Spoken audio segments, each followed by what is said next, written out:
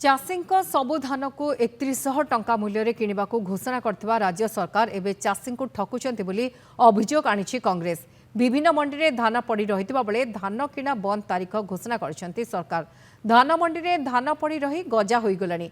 एफओक्यू मानर धान किणिबु कही चाषी धान रिजेक्ट करा जाउछि, किंतु छत्तीसगढ़, पश्चिमबंग और आंध्र प्रदेश धान गाड़ी आसी मिलर पाखरे लागुछि। चाषी को 800 टंका दि जाउथवा कहउथवा सरकार एबे अधा टंका नेउछंती और मिलर अधा टंका नेउथवा अभियोग करछंती पूर्वतन पीसीसी सभापति जयदेव जेना। तुरंत मुख्यमंत्री एहा परे पदक्षेप नेबाको दाबी होईछि। तुआ वर्षा होची धान वर्तमान गजा हो गलानी एवं चाषी धान बिक्री करि पारने कारण एफएक्यू मानर धान आमे किणिबु कही तार धान को से रिजेक्ट करछंती।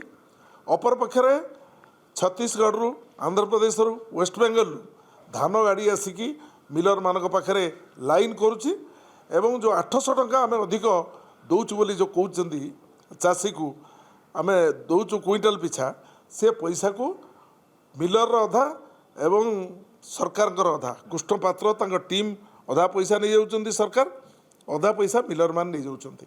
ये सरकार 3100 टंकार धान किणतु, सबु धान किणवे कही सबु धान किणतु एवं बाहर व्यवसायी आसिक धान एठू नहीं पारे नहीं, अन्य राज्यर व्यवसायी ताकू बंद करंतु।